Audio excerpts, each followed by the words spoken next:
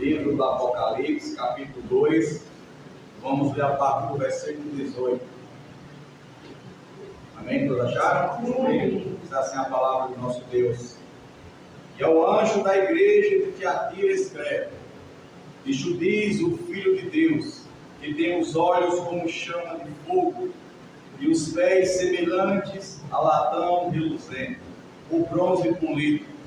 Eu conheço as tuas obras e a tua caridade, e o teu serviço, e a tua fé, e a tua paciência, e que as tuas últimas obras são maiores do que as primeiras. Mas tenho contra ti que toleras Jezabel, mulher que se diz profetiza, e ensina o engano aos teus servos, para que se prostituam e comam do sacrifício da idolatria. Dei tempo para que se arrependesse da sua prostituição, e não se arrependeu. Eis que a porei numa cama, e sobre os que adulteram com ela virá grande tribulação, se não se arrependerem das suas obras. E ferirei de morte a seus filhos, e todas as igrejas saberão que eu sou aquele que sonda as mentes e os corações, e darei a cada um de vós segundo as vossas obras. Mas eu vos digo a vós e ao restante que estão em Tiatira, a todos quantos não têm essa doutrina, e não conhecem, e não conheceram, como dizem, as profundezas de Satanás, que outra carga vos não porei, mas o que tendes, retendo, até que venha. E ao que vencer e guardar até o fim as minhas palavras ou as minhas obras, eu lhe darei poder sobre as nações, e com vara de ferro as regirá, e serão quebradas como vaso de oleiro, como também recebi de meu Pai. Darei a estrela da manhã, que tem ouvido, ouça o que o Espírito diz às igrejas. Louvado seja o Senhor. Os irmãos podem sentar. Essa carta que foi escrita à igreja que se encontrava na cidade de Tiatira foi uma das maiores entre as 7 cartas que foi enviada a essa igreja. Essa foi a maior, onde teve muitas instruções da parte do Senhor, elogios e também queixas do Senhor para aquela igreja. Nós temos aprendido nas últimas terças-feiras que há uma importância grande em nós conhecermos tanto não apenas o contexto histórico que se dava do período dessas igrejas, mas principalmente o sentido profético que ela traz para nós, a aplicação espiritual, porque a palavra de Deus ela é viva e ela é eficaz, e ela continua até hoje falando aos nossos corações, no vaso de Deus. E o nosso desejo, irmãos, e o compromisso é que nenhuma dessas palavras que tem sido ministrada aqui seja desprezada por nós, seja ela uma palavra de correção, de instrução, de advertência, porque todas as advertências que tem do Senhor para essas igrejas são advertências que também são aplicadas à nossa vida como igreja do Senhor, para que a gente possa aprender com os feitos que aquela igreja fez, como ela foi bem sucedida, mas que também possamos vigiar para que não venhamos cair nos mesmos erros que elas também caíram e que nós estamos sujeitos. E por isso a importância, irmão, de sempre darmos crédito à palavra do Senhor, ao ensino, a mensagem cristocêntrica, uma mensagem que nos traz sempre para estar naquilo que é o propósito do nosso Deus, porque o que passar disso, irmão, é uma vida temporal, é uma vida curta, é uma vida que nós batalhamos aqui, mas um dia tudo isso vai passar, mas o que deve importar realmente para nós é a poderosa palavra do Senhor. Cristo, quando fala sobre a própria palavra que ele pregava, ele diz: céus e terras passarão, mas as minhas palavras não vão de passar, louvado seja Deus. E nós cremos com essas palavras de Cristo, Cremos que se nós guardarmos a sua palavra, assim como a palavra dele nunca vai passar, nós também não passaremos, mas viveremos eternamente com o nosso Deus. Por isso que a Bíblia diz que o mundo passa, tudo passa, mas aquele que faz a vontade de Deus permanece para sempre. E não há como fazer a vontade de Deus se não for dentro da sua palavra. Não há como viver a vontade boa, perfeita e agradável se não for por essa palavra e através dessa palavra. Palavra essa, irmãos, que muitos hoje têm desprezado. Nós temos visto hoje que, infelizmente, em muitos ambientes cristãos, evangélicos, a cada dia que passa a palavra está sendo tirada dos públicos, está se dando mais tempo a outras coisas, a apresentações, a coreografia, sempre nós falamos isso, e a palavra está ficando escassa. Eu mesmo vim de uma denominação que não poderia passar mais de 20 ou meia hora a pregação, era no máximo meia hora, no máximo. E depois da pandemia, a denominação se aperfeiçoou tanto que o culto hoje dura 15 minutos. Você imagina um culto com 15 minutos? 15 minutos não se dá para louvar, muito menos para ministrar a palavra de Deus. Mas a gente vê que as pessoas vão se amaldando a um ritmo que vem agradar os ouvintes. Hoje eu estava conversando com um irmão e eu disse a ele: irmão, há uma preocupação tão grande do Espírito Santo, deve ser a nossa preocupação, porque as pessoas muitas das vezes gastam tanto tempo com tantas outras coisas, a hora passa que as pessoas nem percebem, nós não percebemos. Eita, passou 2 horas, passou 3 horas e eu enganchado em alguma coisa que não me trouxe nenhuma experiência a mais com Deus.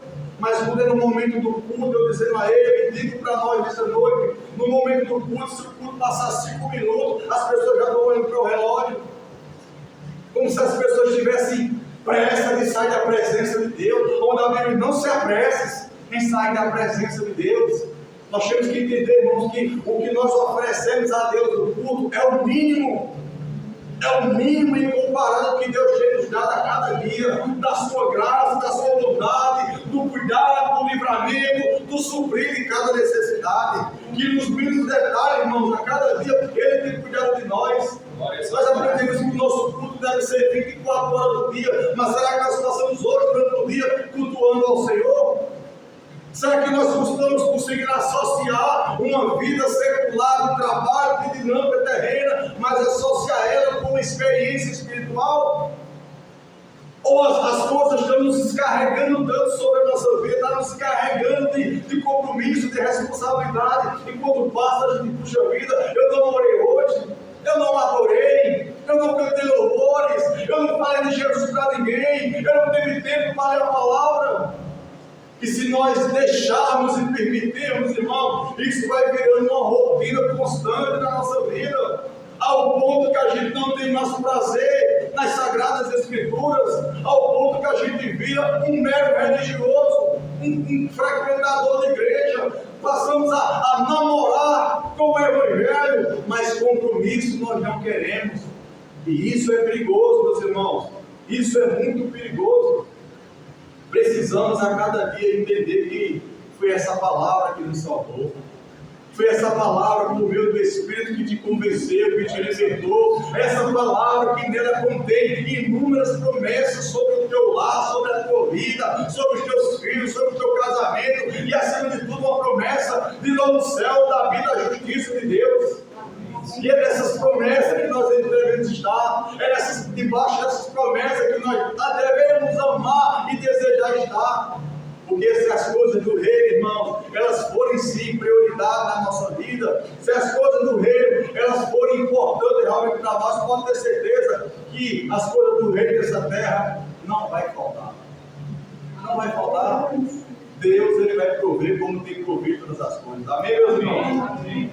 Nós aprendemos ao longo já da terça-feira, onde estudamos sobre a igreja de Éfeso, uma igreja que perdeu, abandonou o primeiro amor, uma igreja que talvez amava, mas não amava mais como antes. O amor dela não era na mesma força, no mesmo vigor. E aí fomos passando de carta por carta, Esmirna, uma igreja perseguida, massacrada, que era pobre financeiramente, mas que era rica aos olhos de Deus, porque tinha a maior riqueza que o cristão pode ter, que é ter a presença do Espírito Santo na vida dela. As riquezas de fora podem parecer ser boas para o sustento dessa terra, mas essas riquezas de fora não produzem a alegria que o Espírito Santo produz dentro de nós. Por isso que Davi disse: não me tire a tua presença, não retrite em mim o teu Santo Espírito, torna-me a dar a alegria da tua salvação, porque o que está fora não pode alegrar, irmãos, o nosso interior, só a presença de Deus. Amém? Glória a Deus. Também passamos por Pérgamo, casamento pervertido, uma igreja que se uniu com o Estado, uma igreja que se envolveu com o mundo de tal forma que ela não parecia mais ser igreja, era apenas alguém que vivia num ambiente cristão, mas na verdade o mundanismo tem tomado de conta, as práticas mundanas, os prazeres mundanos, os gostos pelas coisas mundanas, passou a ser evidente na vida daquela igreja. E se eu e você não vigiar, nós iremos se colocar como a igreja de Pérgamo. Se eu e você não vigiar, os gostos, os desejos, as vontades pelas coisas dessa terra começam a florescer no nosso coração.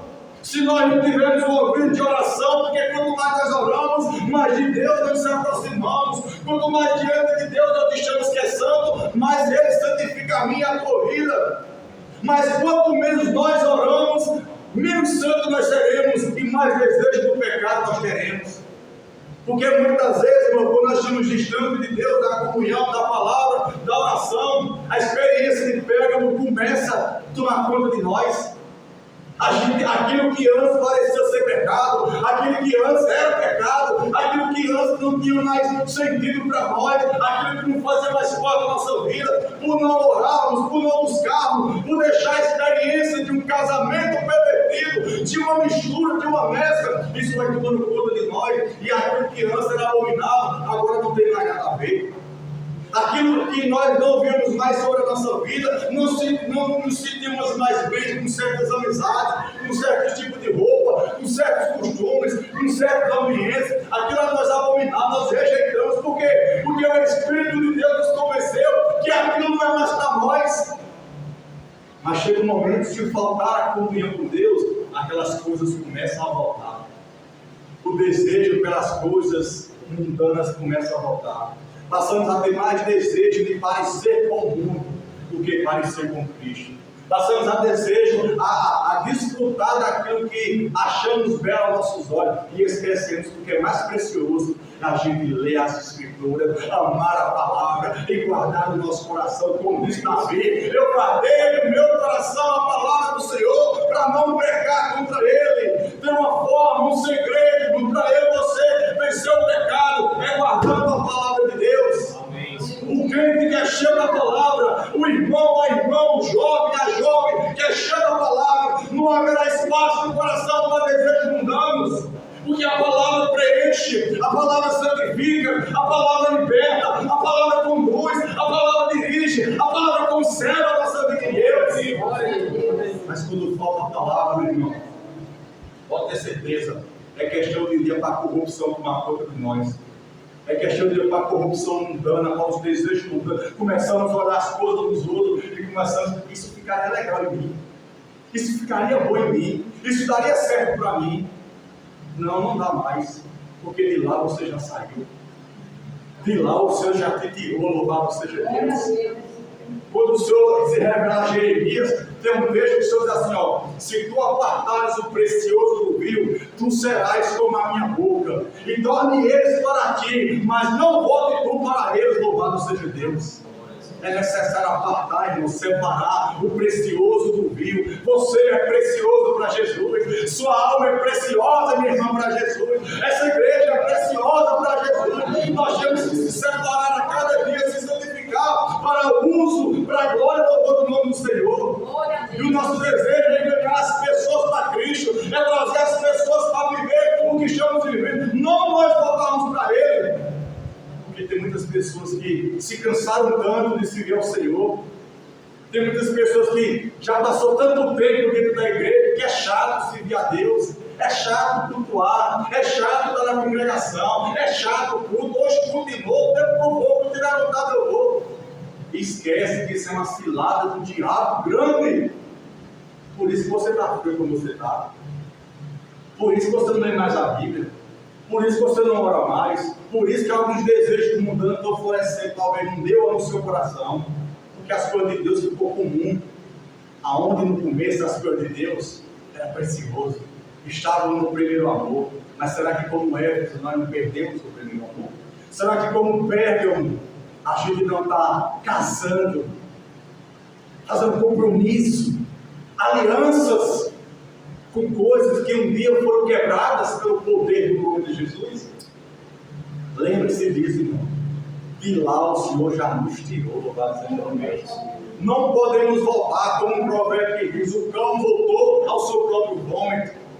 Não podemos voltar ao passado, não podemos viver em coisas passadas. Nós temos que caminhar olhando para o alvo, para o prêmio da soberana vocação de Deus. Amém, meus irmãos? Amém. Essa breve introdução sobre a importância da palavra, sobre a importância de vigiarmos, porque essa igreja que nós temos aqui, a igreja de Tiatira, ela tem muito a nos ensinar naquilo que Deus falou com ela. Primeiro, Deus se revela como sempre se revelou das outras igrejas. Cristo mostrando o quê? Eu conheço as tuas obras, eu sei as tuas obras. E a gente sempre não se cansa de dizer: Ele te conhece, Ele sabe quem é você, Ele sabe quem é você aqui, sabe? Ele sabe quem é você no seu quarto, quando você está só, no banheiro, no trabalho, na sua casa. Ele sabe, Ele conhece todas as coisas. Ele é onisciente, onipresente, Ele sabe. E Ele se revela como aquele que tem olhos como chama de fogo. Porque Ele estava manifestando para a igreja um conhecimento que Ele queria que aquela igreja tivesse, que nada está oculto, nada está escondido aos olhos dEle. Muitas das vezes, nas nossas práticas erradas ou errôneas, dizemos que somos cristãos porque não pecamos em público, mas pecamos nas escondidas. Porque louvamos na congregação, mas durante o dia não temos uma vida de louvor. Porque oramos talvez no culto de quinta-feira, mas na nossa casa durante o dia não temos 5 minutos para orar. Ele está vendo isso. Ele contempla e vê todas as coisas, irmãos. Nós precisamos entender que não é a mim que você vai prestar conta, não é a você que eu vou prestar conta, mas é aquele que tem olhos como chama de fogo, aquele que nada está oculto aos seus olhos, nada está escondido, nada. Ele vê como talvez eu e você saímos do culto e chega em casa, falamos mal do irmão, falamos mal da congregação, falamos mal do nosso próximo, falamos mal do culto. Ele vê todas as coisas. Ele vê. Se você vê alguma necessidade no culto, alguma fraqueza, dobra o joelho, ore, faça jejum. Deus vai te abençoar e vai te usar grandemente. Seja diferente. Porque quando você fala, você está sendo pior do que está errado. Ele vê, irmãos. Não adianta a gente pagar, irmãos, de crente aqui e a nossa vida lá fora é outra, porque Ele vê todas as coisas. Ele vê. Às vezes nós temos temor mais diante dos homens do que temor diante de Deus. Às vezes diante dos homens nós procuramos ser justos, diante dos homens nós procuramos ser aprazível, agradável, ajustado. Mas Deus, com um olho de chama de fogo, Ele sonda no meu exterior, Ele sonda o nosso interior, como o texto diz aqui, que Ele sonda mentes e corações. Quais as intenções das nossas mentes e dos nossos corações hoje, em relação ao reino, em relação à salvação, em relação a uma instrumentalidade? Ele queria mostrar para aquela igreja que nada estava escondido, nada. Nada estava escondido, tudo está patente, porque eu posso te enganar, você pode me enganar, eu posso esconder de você, você pode esconder de mim, mas nunca poderemos enganar e esconder dos olhos do Senhor.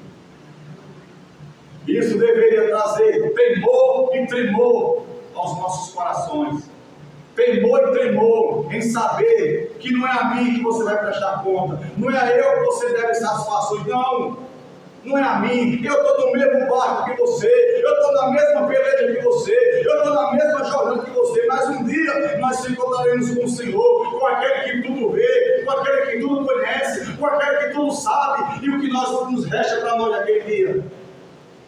Porque a Bíblia diz que todas as coisas estão nuas e patentes aos olhos daqueles que não irem nos prestar conta. Nuas e patentes. Amém? Amém.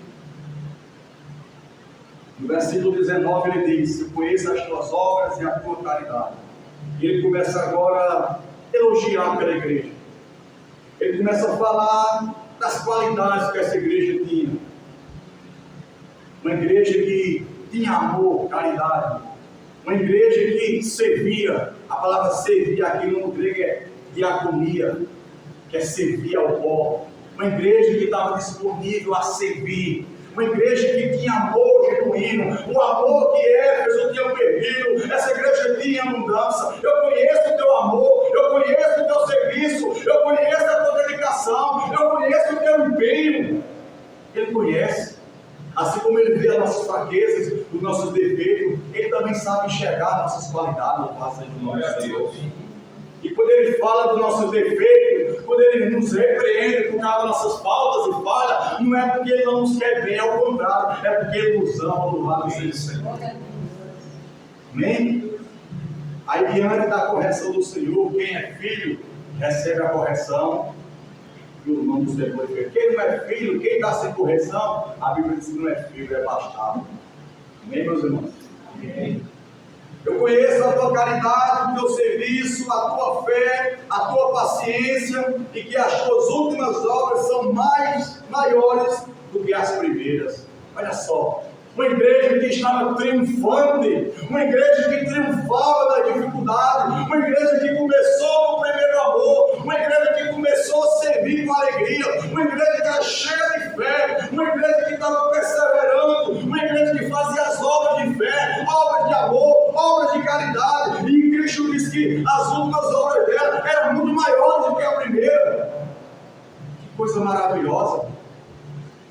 E se é o contrário, irmão, da nossa vida hoje, nós começamos um dia cheio de fé, cheio de amor pela obra, cheio de amor pela igreja. Nós tínhamos amor pelo trabalho com as crianças, tínhamos amor pelos cultos, tínhamos amor pelo evangelismo, nós tínhamos amor, dedicação pelo reino de Deus, pela palavra, pela uma vida íntima com o Senhor.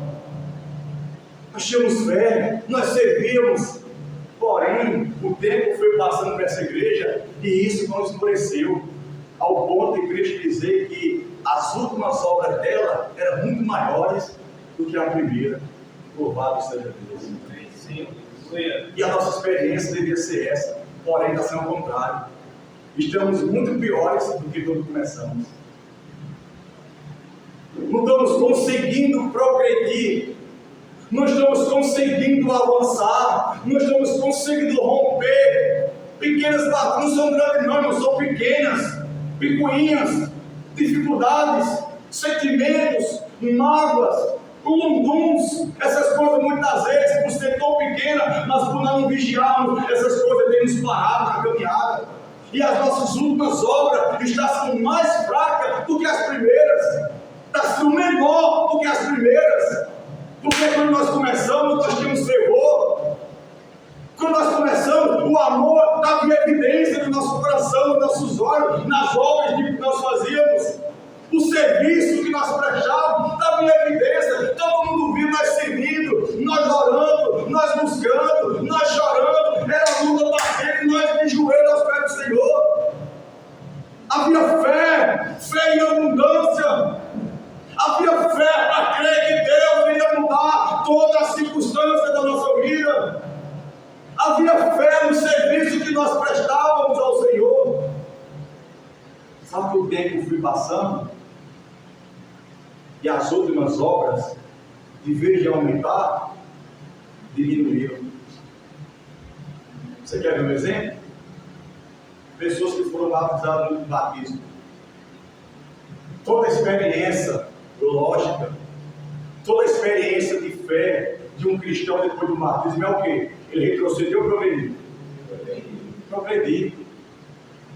Aquele ato de mergulhar as águas é só um signo naquilo que o Espírito lá levar ele a mergulhar mais e mais na profundidade do conhecimento da palavra, de uma grande oração, de jejum, de experiência, de se envolver, de participar de crescer e conhecer o que ele não conheceu.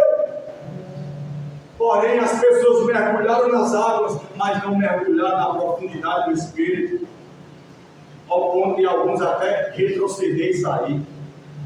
E você vai fazer uma vida de assistência, eu vou voltar. Você mandou mensagem, eu vou voltar. Vai, Jesus vai voltar. As pessoas estão brincando. As pessoas estão brincando com a oportunidade de salvação. As obras dos últimos devem ser maiores ou ser menores. As pessoas devem desejar e querer crescer em Deus. Pelo contrário, as pessoas estão retrocedendo. Eu me lembro no meu período de conversão lá em 2006, 2007. Também a alegria, o desejo que a gente tinha de crescer, de evangelizar, de pregar a palavra. Era um desejo tão grande, o Espírito Santo estava tão pulsante dentro de nós, irmão, que a gente tinha desejo de querer mais. Eu quero dons, eu quero línguas, eu quero tocar violão, eu quero evangelizar, eu quero profetizar, eu quero pregar a palavra. Hoje não se vê mais isso. Um povo que está apático, um povo que parou. Não, já consigo isso aqui. Não se encerrou não, meu irmão. Não encerrou não. Tem mais de Deus para a tua vida. Tem mais do Senhor guardado para a tua vida. Louvado seja o Senhor. Eu me lembro de uma das experiências que eu vivi com o irmão. A gente sempre andava junto. Quando ele se converteu, o desejo era tão grande, irmão, de ser um pregador da palavra, que eu ficava com a chave do salão. A gente ia durante o dia lá no salão, abria a porta, fechava a porta de rolo, ligava o ventilador e ficava eu e ele pregando pro outro. Ele ia pro púlpito, pregava e eu lá dando glória. Acho que as pessoas passavam na calçada. Estamos loucos? Estamos doidos? Que loucura é essa? Aí ele pregava o vídeo de novo, aí ia pra cá, eu ia pra lá pro púlpito, ia pregar também pra ele. E dando glória. Não era cachorrada não, era o desejo que nós tínhamos de alcançar algo a mais de Deus. E Deus, pela sua misericórdia, tem nos honrado e nos honrou a longa caminhada, porque Ele viu o sincero desejo do nosso coração. Aí tem pessoas que dizem, eu quero ser usado, mas não quer fazer o que ninguém está fazendo. Você está disposto a fazer o que ninguém está fazendo? Você está disposto a ser chamado de louco, de doido, de otário, de mané, de abestalhado? Você quer levar esses nomes por causa daquilo que você quer fazer para o reino de Deus? Vocês não estão entendendo, irmãos? Que hoje a gente está tendo dúvida de muitas convenções que está tendo. Será que essa pessoa realmente se converteu? Será que a pessoa realmente nasceu de novo? Será que realmente tem uma experiência realmente de transformação? Porque como é que eu tive uma experiência de transformação? O Espírito veio sobre mim, eu chorei, eu me quebrantei, mas agora minha câmera de ver aqui para frente é mais para trás do que para frente. Eu conheço menos do que eu já conhecia, eu oro menos do que eu orava, eu busco menos do que eu buscava, eu estou mais no culto menos do que eu antes eu ia. Será, irmãos, que nós não estamos retrocedendo e não estamos percebendo? Eu não estou falando apenas de uma experiência local de quatro paredes, é uma experiência sua pessoal. É um culto pessoal que você deve ter com Deus, um relacionamento pessoal, porque está dentro de quatro paredes, é bom, é gostoso, é maravilhoso, temos esse privilégio, mas estamos aqui e o coração lá fora, isso não nos dá garantia de salvação. Não nos dá. Queria eu que todos que estão aqui fossem salvos, mas não são. É tudo isso, né? Mas é uma realidade. Queria eu que todos que estão aqui pratiquem essa palavra que é pregada, mas não praticam. Entra aqui e sai aqui. E quando chega em casa, eu falo mal na pregação, falo mal dos irmãos. Aquilo foi direta para mim. Aquilo foi indireta para mim. Se a carapuça se vê, é porque você está preso. Porque a palavra que está aqui não é indireta para seu ninguém. É a palavra de papai, corrigindo todos aqueles que são filhos dele. Agora, se você não é filho, não pode fazer nada. Mas se você é filho, aceita a correção, glorifica a Deus, se arrependa e vive novidade de vida. Porque o Evangelho é seriedade. Porque nós temos seriedade com muitas coisas nessa terra. E com Deus nós brincamos. Com Deus nós brincamos. Porque Deus é menino? Porque Deus é amor? Deus é amor. A misericórdia dele é grande. Deus é amor. Ele ama tanto que ele exerce justiça. Ele ama tanto que ele é justo e exerce justiça. Amém? Amém. Então o Senhor conhecia a caridade dessa igreja, o serviço, a fé e a paciência. A palavra paciência do grego aqui vem naquela paciência voltada apenas para um aperreio do dia de um filho, de um trabalho, de um transporte que quebrou. Deus só tem essa paciência não.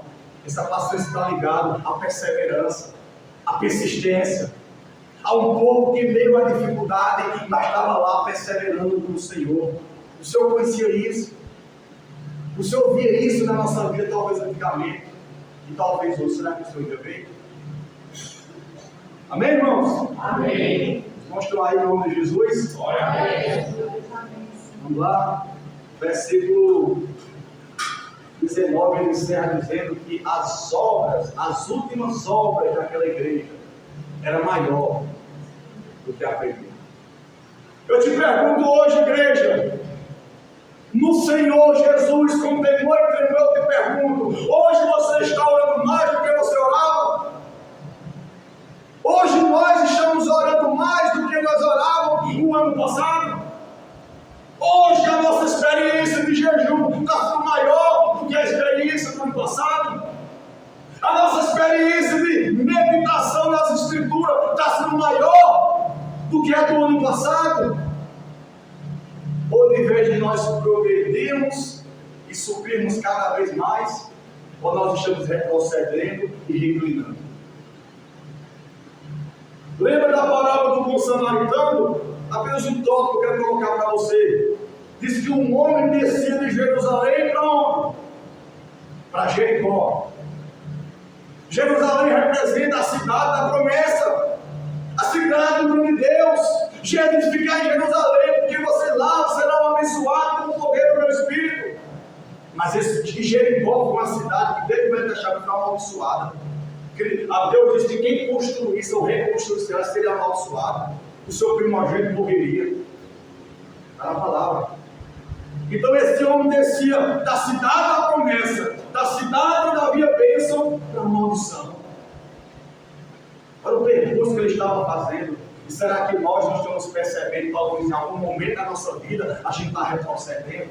A gente estamos saindo da bênção, do lugar que Deus nos colocou, do chamado que Deus tem para a nossa vida, e estamos retrocedendo para Jericó e não estamos percebendo. Jericó representa esse mundo, os prazeres desse mundo. Jericó representa toda a atração que há aí fora, todo o banquete que há aí fora é apresentado a mim e a você. Aparentemente, estar em Jericó é melhor do que estar em Jerusalém. Porque em Jerusalém precisa esperar a promessa. Em Jericó já está tudo aí apurando para você. Mas é melhor ter paciência e ficar debaixo da promessa. É melhor ficar em Jerusalém e viver os propósitos gloriosos do Senhor, do que desfrutar dos prazeres de Jericó e no final de tudo se cair nas mãos dos salteadores. Porque foi o que aconteceu com aquele homem. Ele não chegou nem a chegar em Jericó. No meio do caminho já tinha cilado para a vida dele. Pense 2 vezes antes de você sair. Pense 2 vezes antes de você retroceder a voltar a praticar as obras que um dia foi condenada por sua vida. Pense. Porque quando eu e você pensa em fazer isso e começa a voltar, pode ter certeza, o diabo já está preparando uma cilada. Pode ter certeza, ele já está preparando uma cilada. Amém, meus irmãos? Amém. Essa palavra é para divertir a minha vida e a tua vida. Para que a gente possa se colocar em uma postura que Deus ele possa ser glorificado, que Deus possa olhar para nós, não ver perfeição, porque não somos perfeitos, mas que a caridade, o amor possa estar presente na nossa vida, que haja amor uns para os outros, que haja amor pelo próximo, que haja amor pela igreja, que haja amor pelas sagradas escrituras, que haja amor pela uma vida de oração, que haja amor pela uma vida de jejum. Jesus disse: e nisso conhecerão que vocês são meus discípulos, se vocês amarem uns aos outros como eu vos amo. Como é que as pessoas vão identificar a marca de um verdadeiro cristão? É o amor. Se não tiver o amor, Paulo diz que nada me serviria. Falar em línguas, profetizar, é necessário o amor. Porque o amor foi a marca e a prova que Jesus verdadeiramente era e é o Filho de Deus, porque ele é a expressão maior do amor de Deus para com o pecador. E nós precisamos carregar essa expressão de amor na nossa vida. Ter misericórdia de quem não merece misericórdia. Ter compaixão de quem não merece compaixão. Porque nós não merecemos compaixão. Nós não merecemos misericórdia. Mas todos os dias a compaixão e a misericórdia do Senhor estão à nossa disposição. Glória a Deus. Louvado seja Deus. Cristo fez tudo isso para que seu discípulo seja o seu exemplo. Se dê exemplo. Sejam os seus imitadores. Amém, irmãos? Amém. Amém, igreja? Amém. Então a marca do verdadeiro cristão é o amor. Ele quer que a gente não perca isso. Que o amor, que quando eu e você abre a boca para falar mal de um irmão, para caluniar, para apontar o pecado dele, lembre-se que talvez um dia você vai ser caluniado. Quando você abre a boca para apontar o pecado do irmão, julgar ele, lembre que um dia você pode cair e você vai ser julgado. Porque Cristo diz: com a medida com que é julgado, será julgado. Com a medida com que é medido, será medido também. Cristo ensina que não se deve se preocupar em querer tirar o argumento do olho dos outros, sem eu perceber que tem uma trave no meu. Eu preciso primeiro ajustar a minha vida, estar em uma postura com Deus, para que eu possa ajudar quem está caído. Eu preciso enxergar o caminho para poder ensinar o caminho a quem não está enxergando. Eu preciso amar quem não merece o meu amor, para que o amor de Cristo seja gerado naquela vida e ele também passe a amar. Amém, meus irmãos? Amém. Isso é o Evangelho de Cristo. Glória a Deus. Isso é o sentido do que é ser igreja do Deus vivo. Que a gente não venha perder essa característica, o amor. Que a igreja tinha, a gente não venha perder. Se a gente perder em algum momento, se a gente abandonou essa noite, Deus quer restituir isso. Amém. Deus quer que nossos corações venham ser inflamados no amor do Senhor. A Bíblia diz que o amor de Deus é derramado em nossos corações através do Espírito Santo, irmão. Se o Espírito está em nós, esse amor todos os dias vai ser derramado, nos cumprindo, porque o amor cobre a multidão de pecado, o amor leva a gente a ter misericórdia, o amor leva a gente a perdoar, o amor leva a gente a pedir perdão, o amor leva a gente a ter compaixão das pessoas. Glória a Deus. Mas por não há esses atributos comunicáveis, o amor, a misericórdia, a compaixão, porque não há amor. Só quem tem esses atributos, só quem é misericordioso, é quem sabe o quanto um dia alcançou misericórdia. Só quem consegue amar quem não merece o amor, é quem sabe um dia o quanto foi amado e não merecia. E Cristo, tudo isso Cristo fez por cada um de nós. Para que hoje eu e você sejamos reflexos de tudo aquilo que Ele ensinou. Sejamos reflexos para este mundo do verdadeiro Evangelho. Que não venhamos perder o amor. Que não vamos de maneira nenhuma, irmãos, perder o serviço. Que possamos se manter sempre prontos a servir. Na palavra diaconia, servir a mesa ou servir o pó. Cristo nos chamou para servir, não para ser servido. Servir. É tão bom servir, irmãos. Quando você serve, você está dando. E Cristo disse: melhor coisa é dar do que receber. Mas quanto mais você dá o que você recebeu, mais de Deus vai receber para você continuar servindo. Porque talvez não alcançamos mais de Deus, porque não estamos servindo com aquilo que Ele já nos deu. Talvez não tenhamos recebido mais da parte de Deus, no sentido espiritual, porque o que Ele já nos deu, nós não estamos usando para servir. A Bíblia diz: servir ao Senhor com alegria, servir a igreja, servir ao Deus da igreja, servir a comunidade. Onde Deus nos colocar, irmãos, nós temos que entender: o Senhor me plantou aqui para servir. Eu sirvo na igreja, eu sirvo na minha casa, eu sirvo nos meus vizinhos, eu sirvo no meu bairro, no meu trabalho, na escola, onde eu estou. O meu coração deseja servir. Quando você prega a palavra, você está servindo.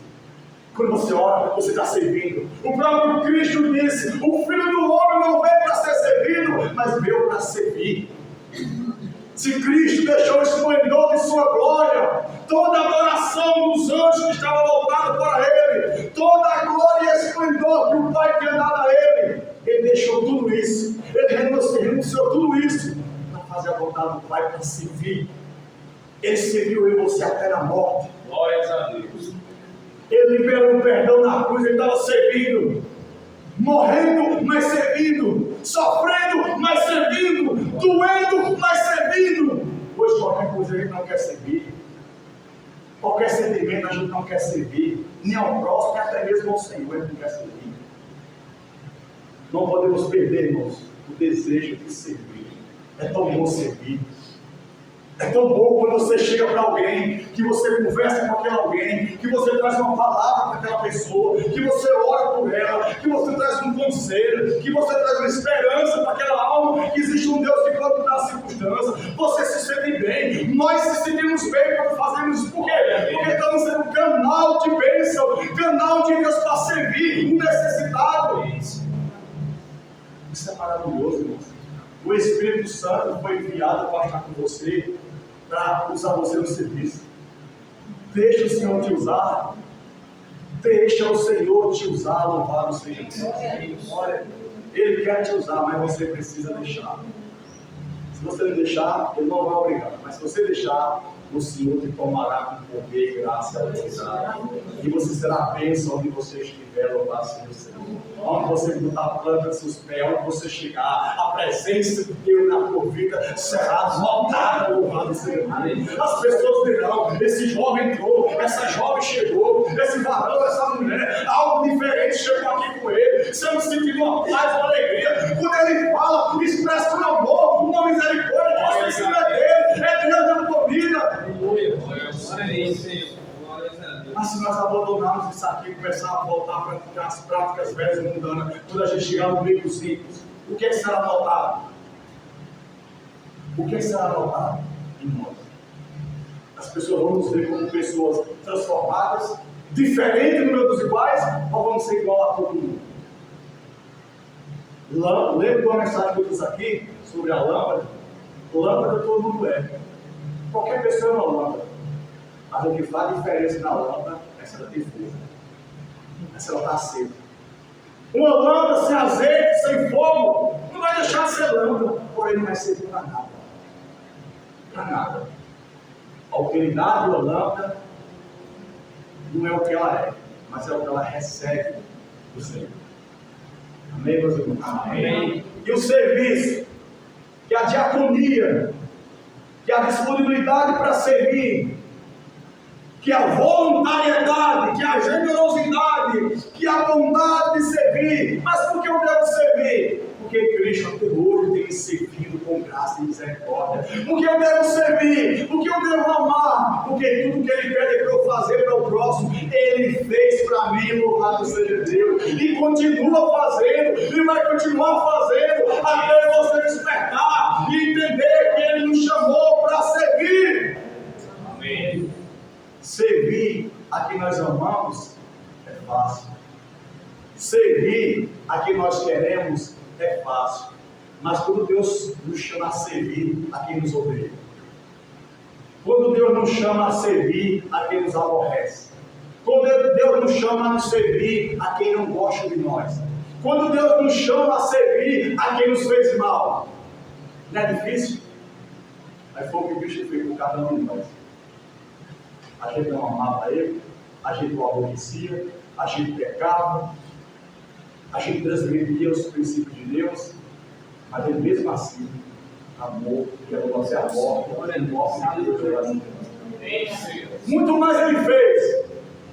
Então o que Ele pede para nós é o mínimo: seja fiel no pouco. Se você for fiel no pouco, há uma promessa maior preparada para você, porque só vai entrar no reino aqueles que amaram.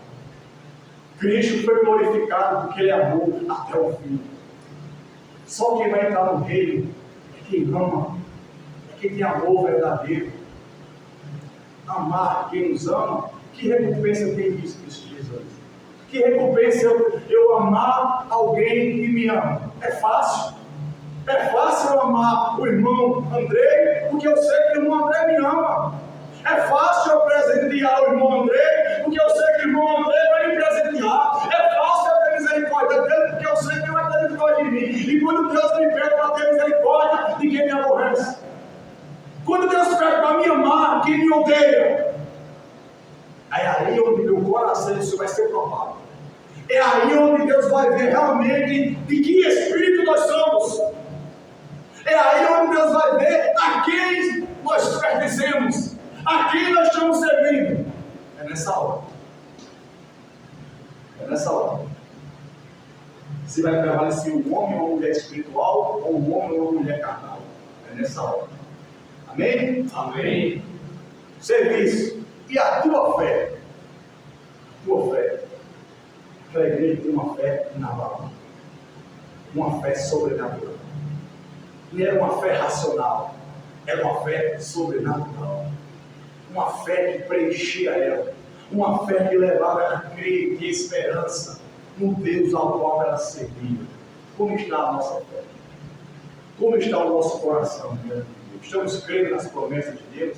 Estamos crendo que Ele quer nos usar naquilo que Ele nos chamou? Estamos crendo que Ele pode fazer na nossa vida o impossível? Foi ministrado seja sobre fé. Fé é o firme fundamento das coisas que se não vê, mas é a certeza das coisas que se espera. Essa igreja talvez não via o que ela queria, o que ela almejava, mas a fé levava ela a crer e esperar com paciência, porque fiel é aquele que promete louvar. Precisamos ter fé.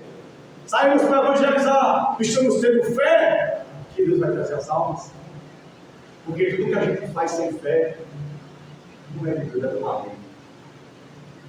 Tudo que nós vamos fazer, temos que ter com fé e em fé.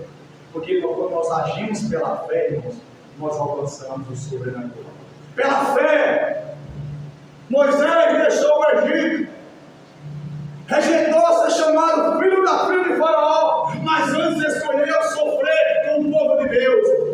O homem só poderia tomar uma decisão dessa, rejeitando a glória do Egito, os prazeres do Egito, os benefícios do Egito, se fosse uma fé sobrenatural agindo na vida dele. E foi o que aconteceu. Aquela fé, irmãos, é andar na contramão do mundo. A fé é você ver os benefícios aos seus olhos aqui, e você vê um caminho estreito aqui. Você, pela fé, escolheu o caminho estreito. Sabe que nesse caminho largo de facilidade, com muitas propostas boas, vai te destruir. Mas nesse caminho estreito, o Senhor vai te conduzir, os seus passos vai estar firmado na terra. Amém, Senhor. Ajuda-se. Pela fé, Abraão, já sendo velho, não atentou para o seu corpo já amortecido, mas ia dando glória a Deus, porque ele cria que aquele que prometeu é fiel para cumprir. Aleluia. Glória a Deus. Fé, irmãos. Fé transcende a minha sua vida de uma esfera terrena e nos leva a viver em um campo espiritual. Fé, os seus olhos não vê nada, mas seu coração está lá. Eu estou vendo, eu creio, Deus vai fazer, Ele está agindo, Ele está operando, porque a fé que leva a ver o invisível. Glória a Deus. A fé que faz enxergar o que ninguém está enxergando, a fé que faz crer o que ninguém crê. A fé que faz esperar o que ninguém espera. Amém, meus irmãos? Amém. Não percamos a fé.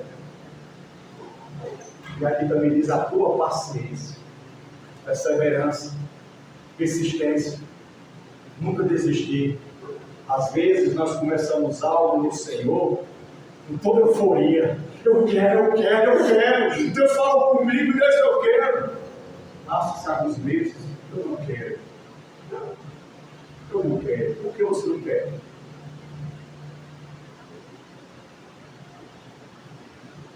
As coisas de Deus nos fazem mal? Sim ou não? Sabe o que é que faz mal? É as nossas coisas, os nossos gostos, os nossos desejos, os nossos caprichos. Eu queria que fosse assim, era para ser assim. Não vou por causa do fulano, não faço por causa desse ciclano. Meus irmãos, quem tem uma experiência com Cristo, vai olhar para Cristo.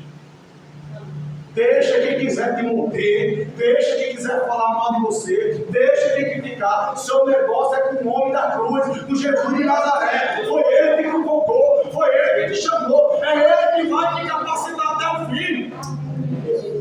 Por que desistir? Como nós cantamos sempre, já chegamos até aqui, não podemos desistir. A gente não desiste das coisas da vida, né? Essa terra. Não desiste. A gente nunca desiste das coisas dessa terra.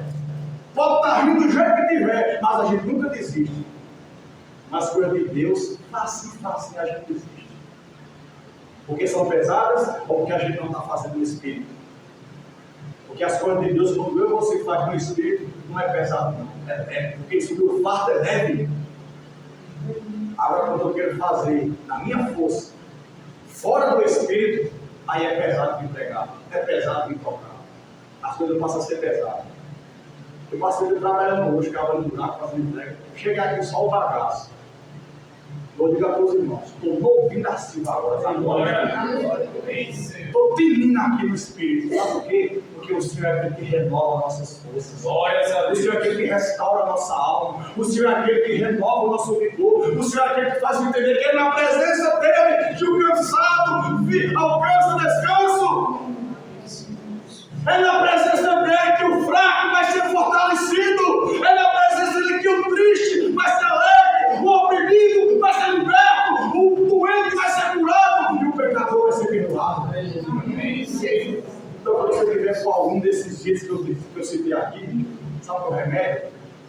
Vem para a presença. Vem para a presença. Na presença dEle você será satisfeito. Na presença dEle você será completo. Na presença dEle todo o mal sairá. E todo o bem de Deus mudará ao nascer. Aleluia. Louvado seja o Senhor. Na presença dEle. Eu poderia ter muitos motivos para estar com muitos irmãos. Mas claro que eu vou ficar fazendo caso o quê? O quê, irmãos? A gente passa o dia todo trabalhando para nós, para os nossos suprir de necessidades. E o mínimo que a gente vem dar a Deus é muito pouco. Eu vou estou cansado.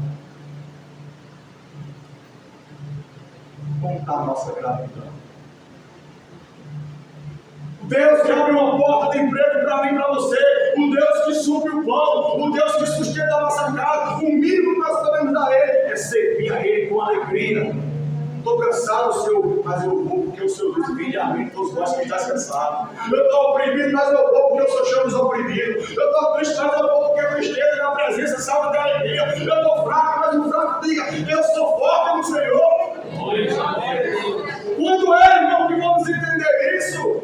E quando não entendemos isso, irmão, essas pequenas barreiras serão empecilhos da minha corrida. Enquanto a gente não entender isso, irmão, não vamos conseguir transcender essas pequenas coisas que têm parado a nossa vida, que têm levado nós a ficarmos estacionados, como um carro sem combustível, que para dar alguém tem que empurrar. E o Espírito Santo não te chamou para te empurrar, Ele te chamou para te conduzir. Ele quer te conduzir. E não falta, glória a Deus, a paciência, a perseverança. E que as últimas obras, que o tempo que estamos vivendo, que são os últimos tempos, os últimos dias da igreja, que o tempo que aponta para o fim, que é o tempo do breve, eis que breve vem, eis que cedo vem, eis que logo vem. Vamos ver constantemente essas expressões de Apocalipse. Que esse tempo, que esses últimos tempos, que são tempos trabalhosos, tempos difíceis, tempos de angústias, tempos de dores, mas que nesses últimos tempos, as nossas obras do Senhor, elas venham crescer, para a glória e louvor do nome de Jesus. Que possamos frutificar como nunca frutificamos, que possamos amar como nunca amamos, que possamos ter fé como nunca temos, perseverança como nunca perseveraremos, que possamos crescer em toda a boa obra, em todo o serviço qual Deus preparou para que nós venhamos servir. Meus irmãos, amém. Glória a Deus. Diante de tantos elogios, tantas qualidades que aquela igreja tinha, no versículo 20, vem uma advertência do Senhor para aquela igreja. E a advertência do Senhor era: mas tenho contra ti. Mas tenho contra ti que toleras Jezabel. Quem conhece aqui quem era Jezabel? No Velho Testamento. Era uma mulher do Velho Testamento que vivia no tempo do profeta Elias. Uma mulher que perseguia os profetas. Uma mulher que, com a sua sedução, lascívia e doutrina do engano, ela induzia os profetas a comer das coisas sacrificadas aos ídolos e a se prostituírem. Essa prostituição era adorar outros deuses que não fosse o único e verdadeiro Deus. Essa mulher tinha um esposo chamado Acabe, que na expressão nossa, eu posso dizer que Acabe era um banana, onde Jezabel quem lhe dava, Jezabel quem mandava, Jezabel quem batia o pé no chão. Acabe, em muitos momentos, teve experiências com o poder de Deus. Ele temia as coisas de Deus, temia os que os profetas podiam fazer no Senhor, mas dentro de casa quem mandava era a mulher. Eu não queria tocar esse assunto não, mas já que o senhor está mexendo, cuidado para no seu lado, os papéis não serem invertidos. Cuidado para você não ser um Acabe, um banana da vida, onde quem manda é o espírito de Jezabel, mulher mandona, lixosa, truculenta, que ela é quem dita as últimas regras. Cuidado, que uma mulher desse espírito, ela pode estar dando na contramão da vontade de Deus, e o preço vai chegar. Porque o que vai estar prevalecendo é o erro, é uma doutrina do erro. Mulher tem seu papel fundamental dentro de casa, como ajudadora, disjuntora. Tem que ser uma mulher sábia, quando um homem que veio de novo diálogo, uma mulher que dá uma palavra, uma mulher de sabedoria, quando é uma mulher de oração. Quando é uma mulher de oração. É tão bom, irmão, varões aqui, nós, quando a gente vê uma mulher de oração em casa. Quando a gente está naquele dia que a mulher chega, calma, meu amor, você está no controle, aquilo ali quebra todo o laço, quebra toda a série de Satanás. Mas quando o homem está naquele perto ali, uma preocupação, uma luta, uma peleja, se não tiver uma mulher sábia, sendo tola, vai destruir. Ou vice-versa, né?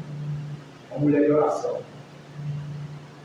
É tão bom quando a gente se acorda de madrugada e vê a nossa esposa de joelho. É tão bom quando a gente se acorda de madrugada com a esposa catucando. Vamos orar. Às vezes o varão nem quer, mas a mulher, vamos orar. Porque ela entendeu que sem oração a gente não chega a lugar nenhum. Esse é o papel da mulher, é ajudar, é socorrer, é auxiliar. Não é mandar não, gritar não. E o papel do marido é começar. Provedor, cuidador, amá-la, se for possível até dar a vida por ela. Mulher submissa. Mulher submissa. Mulher que entendeu o papel dela biblicamente no projeto de Deus. Que Deus só quer a mulher para gerar, procriar, né? E acabou. Não. É muito mais além.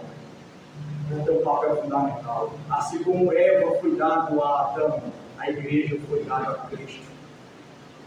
É um sentido muito mais espiritual do que meramente um ajuntamento humano. Não vamos entrar nesse detalhe. Amém? Amém. A Jezabel, essa era a conduta dela.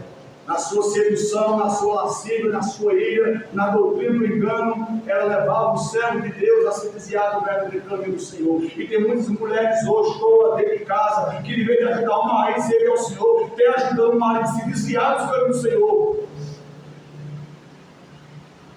Tem muitas, aqui não. Tem muitas. Mulheres que deveriam ser suporte quando o marido está fraco. Eu vou não, vai, bora pro mundo, botar roupa, bora. Quando a mulher entende o que é presença, o que é reino, o que é prioridade. Quando a mulher entende. Sabe por quê? Porque quando a mulher cristã que queria servir ao Senhor e ver um marido ímpio, bebendo, falando, quem queria aquilo? Ninguém. Mas muitos homens e mulheres ficam brincando com o pecado, brincando com uma preguiça espiritual, brincando com uma falta de vida com Deus. Ele não percebe que Satanás está preparando o laço. Ele chega tão sutil que eu e você não percebe. Vigiemos-nos. Qual é o conselho de Pedro? Vigiemos-nos, porque o diabo, o vosso adversário, anda ao derredor, bramando como um leão, buscando a quem possa tragar. Quando das vezes na minha experiência com Deus, na minha fraqueza, falo lá, minha mulher é forte, não, vou morar. Não quer não, vou morar. É tão bom, quando tive essa experiência, é bom. Um sustento, buscar bem, é melhor ser doido do que um. É melhor ser doido do que um. Não deixamos Jezabel, o espírito do engano, o espírito de prostituição, o espírito de lascívia, isso são obras da carne. E sabe qual era o mal da igreja aqui de Tiatira? Sabe qual era a falta que ela tinha com Deus? Ela não estava comendo nas coisas sacrificadas, não, pelo menos a maioria, só alguns. Ela não estava caindo na doutrina do engano, não. Mas sabe qual era a queixa de Cristo para ela? Tolerância. Ela estava tolerando. E o perigo é quando você começa a tolerar o que é errado. Tolerar. Deixar de mostrar a verdade. Deixar de viver a verdade. Mas ele vai ficar com raiva. Não importa. É melhor uma verdade nua e crua que pode salvar ele, ou uma mentira que vai manter ele aqui conduzido para o inferno. A verdade que ele quer. Então a verdade vai se pregar. Não podemos tolerar o pecado. Não podemos tolerar as artimanhas de Satanás. Não podemos tolerar e deixar com que o mundanismo entre na igreja, entre no nosso lar, na nossa mente e no nosso coração. Não podemos tolerar. Porque talvez somos uma igreja do Senhor, fomos salvos para o Senhor, a graça dele é sobre a nossa vida, mas toleramos talvez algumas coisas. Isso irrita o Senhor. Isso leva o Senhor a ter queixas sobre nós. Mas não tem nada a ver não, tolerar. Pronto, tem nada a ver, besteira, todo mundo faz. Tolerar. O que é pecado é pecado. Sim, sim, não, não. Essa é a palavra do Pedro. Quem passar disso é do maligno. Amém? Amém? Não tolere. Mas não tem nada a ver não, está me dando bênção, está trazendo benefício. Essa tolerância levará eu e você a perder o amor, a fé, o serviço e a perseverança. A tolerância pode nos levar ao tolerar muitas coisas na nossa casa, coisas que nós devemos ser radicais, porque o Evangelho é radical. Não pode, não pode. Eu posso até fazer, você pode até fazer, mas eu não quero. Sabe por quê? Sabe por quê? Porque o Espírito que habita em nós tem coisa mais preciosa para nós. Porque quando eu lanço coisas que não é de Deus, isso entristece o Espírito de Deus. E a Bíblia aconselha: não entristeçais o Espírito de Deus, do qual fosse selado para o dia da promessa. Às vezes nós entristecemos o Espírito porque toleramos algumas coisas na nossa vida ou na vida de outro. Não podemos tolerar. Tolerar rodas de conversazinha só porque conhecemos pessoas, é meu colega, é minha colega, eu vou tolerar. Não podemos ter papo com essas coisas. Não podemos tolerar. Não podemos deixar o engano de Jezabel nos levar à prostituição, a adorar outras coisas. Sabe o que é adorar? É tirar Deus do lugar dele e colocar outra coisa. Não podemos ter outra coisa na nossa vida em primeiro lugar que não seja o Senhor da glória. Ele deve ser prioridade na minha e na tua vida. Viva, batalhe pelos seus projetos, trabalhe, conquiste, dá tudo certo. Mas que essas coisas nunca tomem o lugar do Senhor na tua vida. Porque no dia que ela tomar, no dia que essas coisas que nós conquistamos tomar o lugar do Senhor, nós já perdemos a vista, vai perder o pensamento. Não tolere. Sansão tolerou Jezabel. Dalila. Legal. Sansão tolerou Dalila. Ao ponto de dormir nos braços dela, contar o segredo e ser preso, ter os seus olhos furados, ser colocado em uma moinha para moer, que era um instrumento de um animal que puxava. e foi ridicularizado por todos ali. Porque tolerou. Quando a gente fala de pessoas ou coisas, isso pode nos levar à queda espiritual. Não tolere.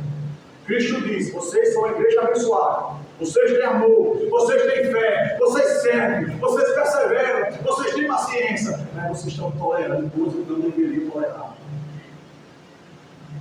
Não podemos tolerar nada. É errado, dentro de casa, na igreja, onde for, não posso compactuar com isso. É no trabalho, na escola, isso não é para mim. Não posso tolerar, porque isso pode ser um motivo da minha queda lá na frente. Isso pode ser um motivo de trazer esse canto para o Evangelho, para a igreja de Cristo. Amém, meus irmãos? Amém. Tem um ponto aqui que é tolerante de Jezabel, a mulher que se desprofetiza. E se me engano, serve de se prostituir a comer e foi sacrificada da batalha. Essa é a primeira um. E deve tempo para que se arrependesse da sua prostituição e não se arrependeu. Mesmo diante de alguns estando em pecado, mesmo alguns naquela igreja dando ouvido e se submetendo à doutrina de Jezabel, não é que essa mulher vai deixar de aqui, não. É o espírito de Jezabel que está atuando aqui, o espírito do engano, a ação do engano, levando o povo a se desviar. E tem muito espírito de Jezabel dentro dos celulares, dentro dos notebooks, dentro das redes sociais, dentro do Instagram, dentro do Facebook. Tem muito espírito de Jezabel lá desviando o povo de Deus do caminho da verdade. Onde o povo perde tempo vendo coisas fúteis, sujas e imundas e não percebe que está caindo em idolatria e em prostituição. Está assim, ó. Porque essas ferramentas que o diabo usa, ferramentas que na mão do cristão podem ser usadas para adorar a Deus, para glorificar a Deus, mas se não vigiarmos, são ferramentas do diabo e que podem nos atrasar muito na caminhada. Precisamos vigiar, ter misericórdia, pedir misericórdia ao Senhor. Amém? O Senhor diz que a esses que viviam nessa prática, o Senhor deu tempo para que se arrependesse. Porém, o que o Senhor diz? Não se arrepender. Mas será que o Senhor não sabia que eles não iam se arrepender? Sabia, porque o Senhor sabe. O texto diz o quê? Olhos como chama de fogo, vê tudo, Ele conhece tudo. Mas Ele deu tempo.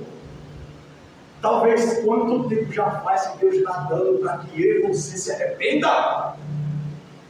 Talvez já faz quanto tempo que Deus está dando a mim e a você. Ele é longânimo, paciente. Ele não quer que ninguém se perca, mas que todos se arrependam e sejam salvos, diz a palavra.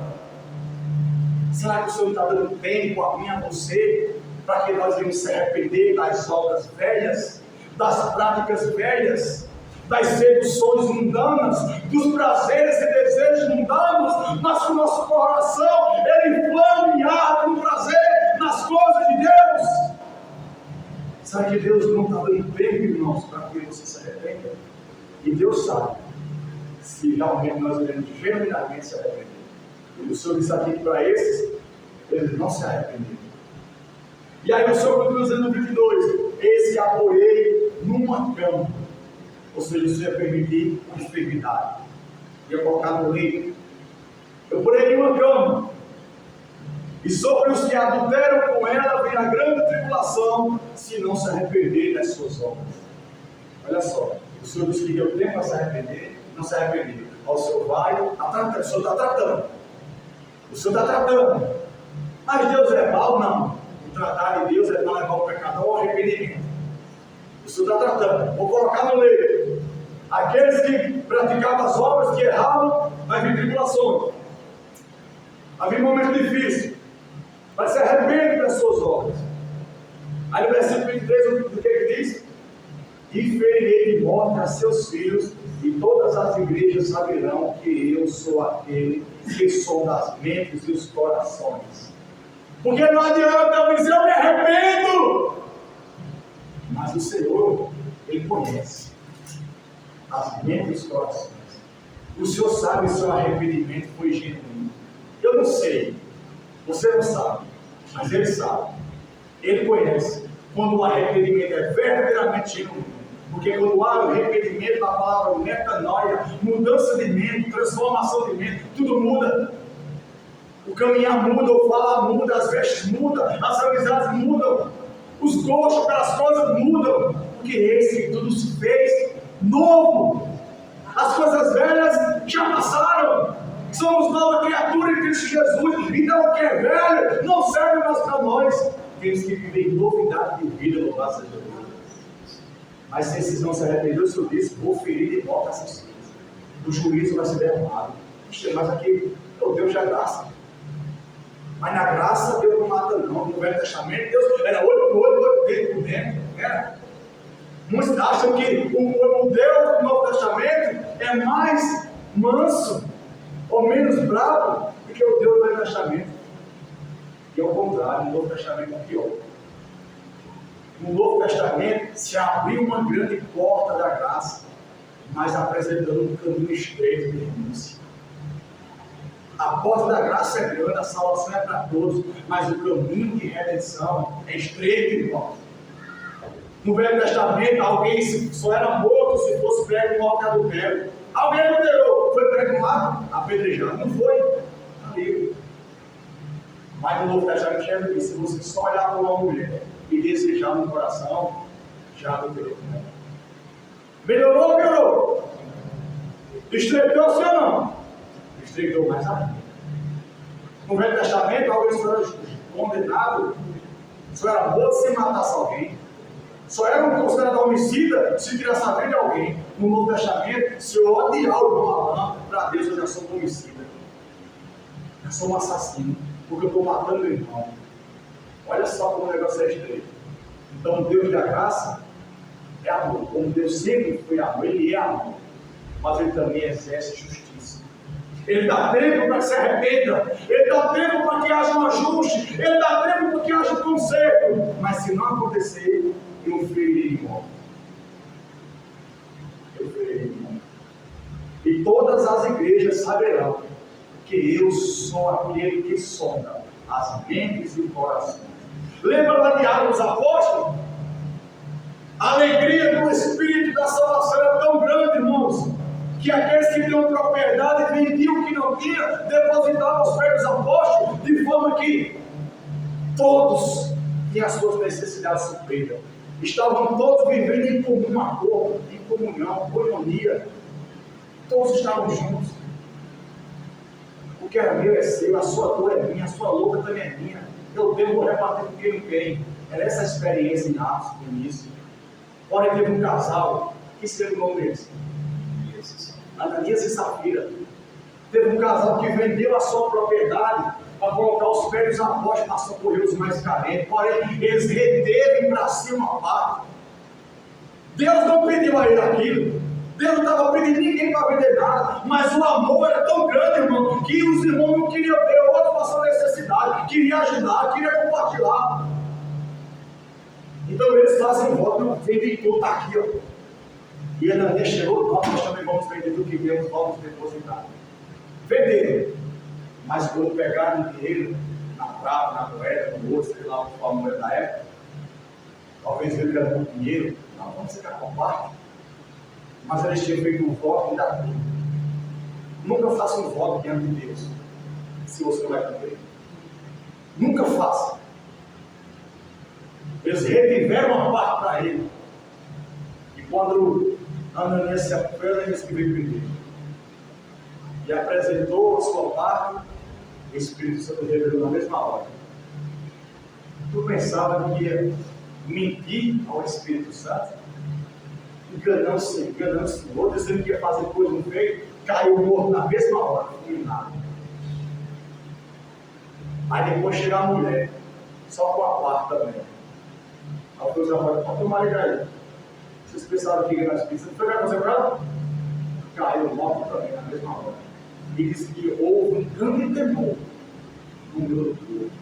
Sabe por quê? Porque quando a gente lança um compromisso com Deus, nós temos que ir até o fim.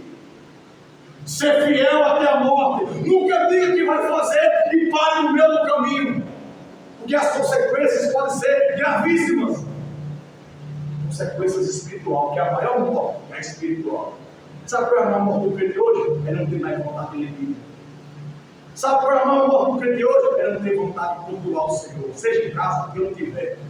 Sabe qual é a maior morte do crente hoje? É não ter mais vontade de orar. Morreu. É uma das cartas que a gente vai chegar mais para frente. Tem nome de queridos, mas está aqui. Eu estou doido para chegar nessa carta, porque ela é tremenda. Que ensino para a nossa vida. Amém, meus irmãos? Amém. Precisamos entender que Deus é aquele que sonda mentes e corações. E ele diz assim: e darei a cada um de vós segundo as vossas obras, louvado seja Deus. Versículo 24, nós concluímos, irmão. Mas eu vos digo que a vós, que aos restantes que estão em Tiatira, a todos quando não têm essa doutrina, qual a doutrina de Jezabel? Os ensinos tramposos, a prostituição, ao comer das coisas oferecidas à idolatria. A esses que se manteram fiéis, perseverantes no amor, na caridade, na fé, na paciência, na esperança, no serviço, no seu para esses. A esses que estão em Tiatira, a todos quantos não têm essa doutrina e não conheceram, como diz as profundezas de Satanás, que outra carga eu vos não porei, louvado seja Deus. Ou seja, eu vou poupar vocês, eu vou conservar vocês, eu vou fortalecer vocês, eu vou conduzir vocês pelo caminho na minha presença, louvado seja Deus. E ele diz, versículo 25: mas o que temes, retende-o até que eu venha. O que você tem, Tiatira, a igreja que está em Tiatira, Cristo se revela. O que vocês têm, retenham, guarda, até que eu venha. Louvado seja Deus. E eu estou deixando a qualquer guarda que tens, para que ninguém tome a tua coroa. O que é que nós temos, irmãos, para guardar? Um carro, uma casa, uma boa roupa, um bom emprego. Tudo isso um dia nos será tirado. Tudo isso um dia nos será tirado, mas tem uma coisa que não poderá ser tirado se nós perseveramos até o fim: a fé, o amor, a esperança e a misericórdia de Deus na nossa vida. Guarda o que tem, retém o que tens, até que eu venha. Todo o ensinamento que vocês receberam, toda a fé, todo o amor, todo o serviço, toda a dedicação de vocês, toda a perseverança e paciência, guarda isso, permanece nisso, mas retém-se até que eu venha. E ao obedecer e guardar até o fim as minhas obras, eu lhe darei poder sobre todas as nações. Louvado seja Deus. Hoje a briga é com o homem por querer poder. Os homens querem poder, os homens querem estar na política, os homens querem isso, querem aquilo, os homens querem ser poderosos. A igreja deve almejar um caminho do poder de Deus, porque um dia há uma promessa: eu vos darei poder sobre todas as nações. Glória a Deus. O que ele diz no versículo 27? E com vara de ferro as regerá, e serão quebradas como vaso de oleiro, como também recebi do Pai. Ou seja, tudo que o Pai deu ao Filho, tudo que o Filho vai fazer, realizar como governo, a igreja vai estar junto com ele, reinando o Deus. Porque o nosso reino não é daqui, irmão, nós temos um reino celestial. Versículo 28, ele faz mais uma promessa: e darei a estrela da manhã. A estrela da manhã aqui no campo de Apocalipse fala da própria pessoa do Senhor Jesus. A estrela da manhã. Quem aqui já sacudou logo cedo pela manhã? E às vezes o dia está começando a clarear e as estrelas somem, aquelas pequenininhas, mas sempre tem uma estrela bem maior e destaca que ela fica lá. A estrela da alma. A Bíblia diz que ao romper a alma nascerá o novo dia. O sol da justiça nascerá e trará com ele salvação e redenção. O Senhor é a estrela da manhã. Essa estrela será nos dada. Nós viveremos com ele para todo sempre. Louvado seja Deus. Hoje Paulo disse que nós vemos como enigma, como espelho embaçado, mas chegará um dia que nós veremos ele face a face. Darei a estrela da manhã. Quem tem ouvidos, ouça o que o Espírito diz às igrejas. Louvado seja Deus. Você tem ouvidos? Ouça, compreenda essa palavra, guarde em seu coração, viva ela, e você vai ver o sobrenatural de Deus. Amém?